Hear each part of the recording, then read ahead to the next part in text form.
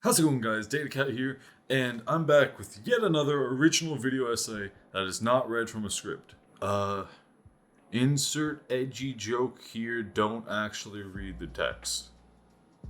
Fuck. So, anyways, this won't really have a script as much as it will just have a list of notes for me to hit while recording. Keep in mind, I'm having a bit of a rough time as far as my health is concerned. And I plan to get diagnosed and hopefully get a plan of treatment when I meet with my doctor tomorrow or later today. Who would have thought that when you sleep all day and can't wake up, your reference of time is a little fucked up? So, videos will eventually become frequent and have a set schedule. Eventually. Hopefully. Anyways, we're going to talk about the state of gaming, game development, and toxicity as a whole, while touching a couple points I made in my video about the state of multiple games. Not just TF2, in fact, TF2 isn't really listed in this video because, I've already covered it. It's kind of separate from gaming as a whole because it's a little antiquated. Alright, let's get into it. First off, we're going to talk about the state of gaming. Recently, there has been an influx of hackers. Now, these hackers I'm not talking about the script kiddies who download hacks online. They pay someone a monthly subscription in order to get these hacks. Then they, shoot bad guys with the auto aimbot. I'm not talking about those people. I'm talking about actual hackers. I'm not talking about cheaters. Okay? I'm talking about the people who DDoS games, who are able to steal game source code and auction it on the dark net for millions of dollars. I'm talking about those people. They have been everywhere. Everywhere from Battlefront 2 to TF2. Well, it was a little bit short-lived. Now it's just a bunch of script kiddies once again. And even back to Titanfall 2, as well as a multitude of other games that I'll cover shortly. And one important thing to talk about is how prevalent cheating is. So, Fortnite, 27 million views. Overwatch, 9 million views. Counter-Strike, 6.7 million views. Call of Duty, 4 million. Destiny 2, 3.2 million views. Now, what stats am I quoting? Well, the amount of views that videos involving hacks, ignoring some that went under the radar at the time due to closet cheating that wasn't found out until later by other pros of their respective games, received in 2021. Has a study by NordVPN. A weird source, I know, but it's a good and solid one, especially since a VPN provider, especially one that focuses as much on gamers as that one does, without being too cheap on their actual security, unlike some VPN providers I know. It's a pretty solid source. I recommend go checking out the blog post. Link will be in the description and it'll be on the video right here. But I'm not going to include a QR code unless I'm really feeling it. Probably not. Okay. Let's talk about the data breaches. In no particular order, we're starting off with Activision Blizzard. In 2022 alone, there was at least 2 major DDoS attacks on Activision Blizzard, both disrupting servers and preventing people from playing. The first attack in January targeted World of Warcraft servers, with a more recent attack in November of 2022, disrupting online services for 4 major games. Secondly, we have Nintendo. Nintendo was a victim of a security breach in 2020 in which 300,000 accounts are compromised. Hackers accessed enough of the account owners' data to enable fraudulent activity and were also able to spend account owners' money to buy in-game currency, as well as having access to other payment services linked to the Nintendo subsystem. And thirdly is EA. In June of 2021, EA was the victim of a data breach in which hackers managed to steal source code for various company IPs, though luckily, no player data was stolen. And I'm going to keep it short, I got a quota to meet and God knows I'm going to ramble. Other companies hacked within the last 5 years, either via DDoSing, ransomware, or data breaches and general hacks have been 1. CD Projekt Red, the creators of Cyberpunk 2077 and the Witcher series. 2. Capcom, the company that made Resident Evil, Monster Hunter, and Street Fighter. 3. Riot Games, the creators of Valorant and League of Legends. 4. Blank Media Games. 5. Wildworks, the creators of Animal Jam. 6. Epic Games. 7. Naughty Dog, or the developers of The Last of Us 2. And 7. Ubisoft. You know who they are, but what got hacked there was Watch Dogs Legion, the source code at least. And this was along with multiple hacks to servers and games since then. So next up on the chopping block, we're going to be talking about game development. Now, we're going to be talking about game development as it relates to gamers more directly. I'm not going to teach you how to make a game. I don't really have solutions to a lot of these because the player bases as a whole tend to kind of encourage it. Even if we don't vote by person, we vote with our dollar, and we are voting in their favor, unfortunately. Our first example is MapleStory. I'm not going to get into the specifics, look it up if you want, but you can essentially pay up to endgame content almost immediately, or as immediately as it's presented to the player.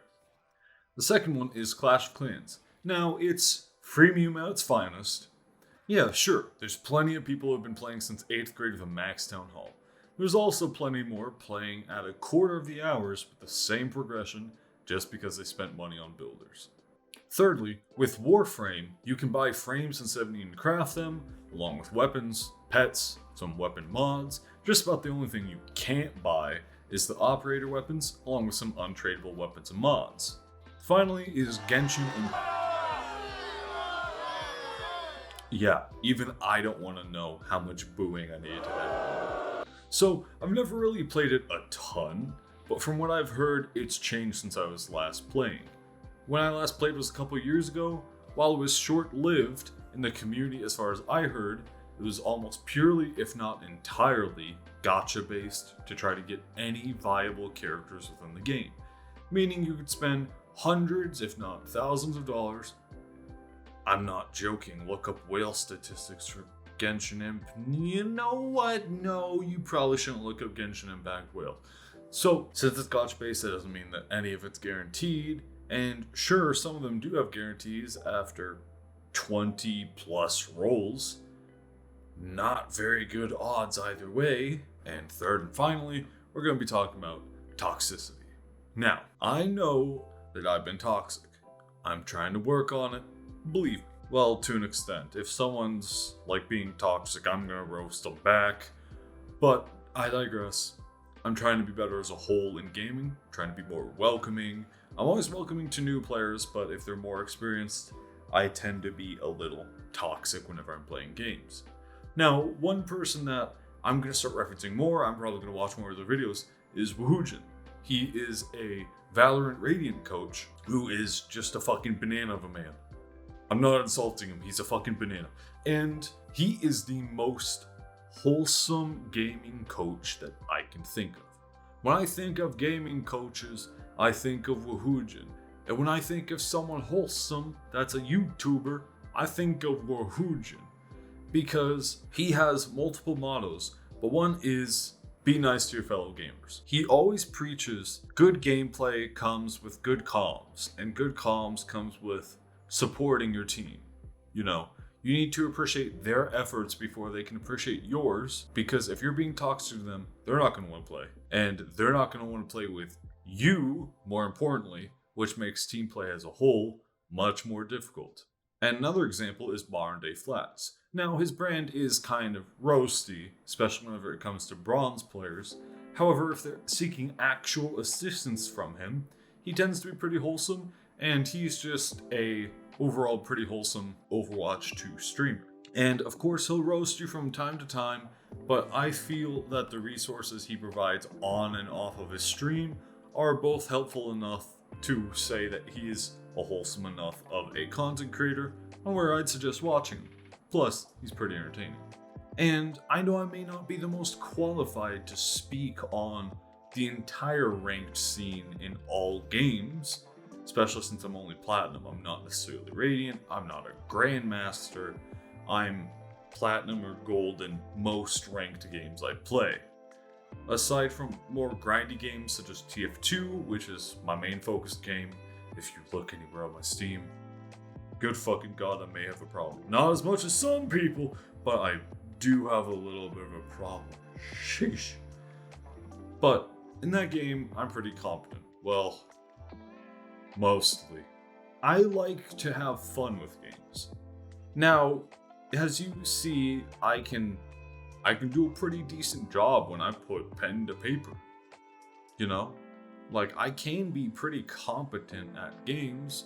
I just choose not to. I don't want perfection out of something. I don't want perfection from a game. I want to have fun. And part of that is that games need to reinforce their servers. I don't know how. I'm not a software developer. I don't have a catch-all solution to this. But an important thing of enjoying something is minimal downtime. That's why Amazon purports something like, 99.9999% uptime? Which sounds like a lot, and a lot of you might be wondering, why can't they round it up to 100%?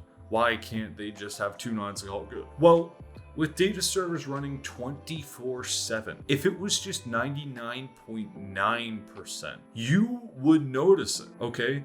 I'll even put like a little metric on screen to demonstrate how important it is. And other services such as Cloudflare advertise DDoS protection. Now, I'm aware that all games can't be airtight because hackers can and will always exist, but it would help if they improved a little bit, because you have big studios, big AAA releasing studios such as EA, such as Ubisoft, such as Nintendo, Blizzard, everyone, they're all getting DDoSed. They're all leaking source code, which is big for them.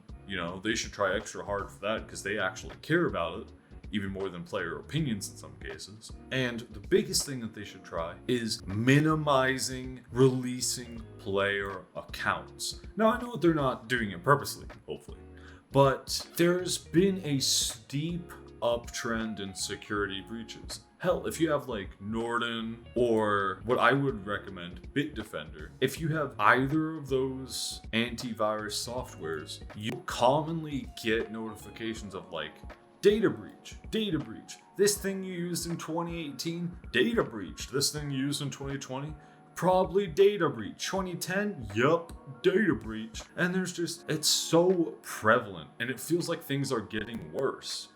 And the problem, as I've been told by one of my coding friends, and I'll put some resources up so you don't need to just take my word for it, a lot of coding stuff has vulnerabilities. It's mostly with the old coding languages, which I'll also flash on screen. Those tend to have vulnerabilities, as it's inherently a little bit harder to make them airtight than a lot of the newer ones, such as Rust, which means that these servers are kind of built to be destroyed. They're built to be back-ended, not purposefully, but it's just built on top of a flawed old language, of which I think more studios need to work on updating this language. They need to make it airtight to keep a player base, a healthy company, and a healthy economy for the people that they're wanting to buy their products. And the second is game development. That's not going to change anytime soon.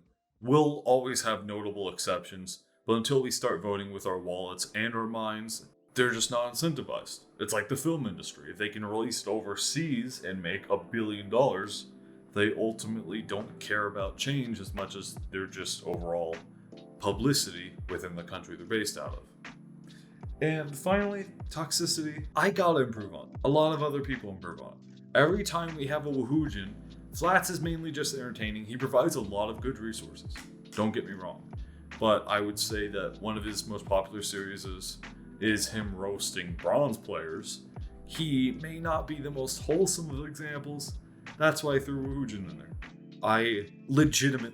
I struggle on thinking of anyone who's like similar enough to Woohoojin where I can recommend them 100%. Woohoojin, I'll recommend him till the day I die. Unless he's involved in a YouTuber scandal, which seems to be increasingly common these days. But if that doesn't happen, I'll recommend him till the day he retires, till the day I die, because he's a wholesome guy. I would love to meet the guy, but I don't even know where to start. Maybe a Valorant con, if that exists? I don't know. Yeah, I've even supported a server a couple times.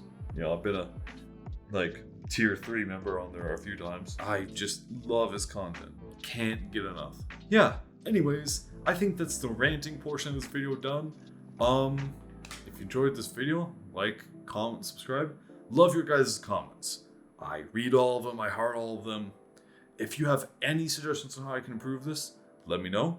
I'm gonna start trying to make short form content. It's just that I try to make big ideas. I want ideas that I can thoroughly comment on, that I can edit around, that are interesting and actively discussed by people so that you can learn more information on different things. And yeah, with that, I'll see you guys next time. Peace.